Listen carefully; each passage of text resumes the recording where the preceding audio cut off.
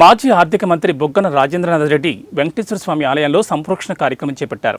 గోవింద నినాదాలు చేస్తూ పట్టణంలో ర్యాలీ నిర్వహించారు. స్థానిక వెంకటేశ్వర స్వామి ఆలయంలో ప్రక్షాళన పూజలు నిర్వహించిన అనంతరం బుగ్గన మాట్లాడుతూ కూటమి ప్రభుత్వంలోని నెయ్యి సరఫరా జరిగిందని, తమ ప్రభుత్వంలో ఎలాంటి అపచారం జరగలేదని స్పష్టం చేశారు.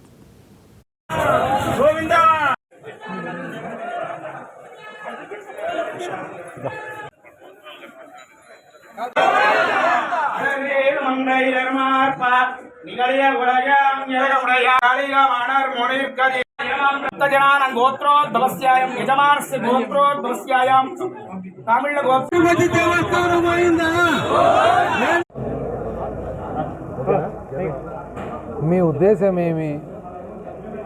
కూటమి ప్రభుత్వము ఈరోజు ఆంధ్రప్రదేశ్ రాష్ట్రము మీరు పరిపాలిస్తూ ఉన్నారు. మీ ఉద్దేశం ఏమి? మీరు సాధించాలనుకునేదేమి? మీరు సాధించినదేమి?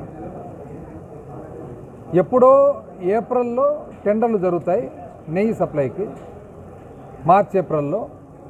మేలో టెండర్లు ఫైనలైజ్ అవుతాయి.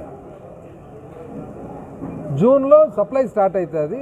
సప్లై స్టార్ట్ అయినప్పుడు నెయ్యిలో కలుషితం ఉందని చెప్పి మీకు అనుమానం కలిగింది. అనుమానం కలిగితే మీరు టెస్టింగ్ పంపించినారు, రిపోర్ట్స్ వచ్చాయి. తీసుకోండి, దానికి సంబంధించిన చర్యలు తీసుకోండి. దానికి సంబంధించిన అన్ని విధాల ఏదైతే తప్పు జరిగిందో దాన్ని అరికట్టండి. మంచి క్వాలిటీ నెయ్యి తెప్పించి దీనికి ఎవరు అడ్డం వచ్చినారు అని. మార్చి ఏప్రిల్లో టెండర్లు జరిగితే ఎవరు అది? అప్పుడు ఉండేది ఎవరు? మేలో టెండర్లు ఫైనలైజ్ చేస్తే ప్రభుత్వం ఎవరు? అది మోడల్ కోడ్ ఉంది, ఎలక్షన్ కమిషన్ పర్యవేక్షణలో నిర్వహణ జరుగుతున్నాయి అన్నీ కూడా. జూన్లో మీరు ప్రభుత్వం ఏర్పాటు చేసుకున్న తర్వాత సప్లై జరిగింది. దీనికి ఏ ప్రభుత్వానికి ఎవరికి ఏం సంబంధం అని ఫస్ట్ పాయింట్. రెండో పాయింట్, కఠిన చర్యలు తీసుకునే దానికి ఎవరు అడ్డం వస్తున్నారు? ఇప్పుడు తప్పు చేసే వాళ్ళ మీద చర్యలు తీసుకోండి, అంతేగాని దాన్ని మీరు రాజకీయం చేయాల్సిన అవసరం ఏముంది అని అసలు మాకు ఎవరికి అర్థమే కావడంలే.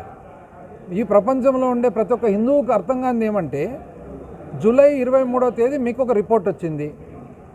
ఆ రిపోర్ట్ తర్వాత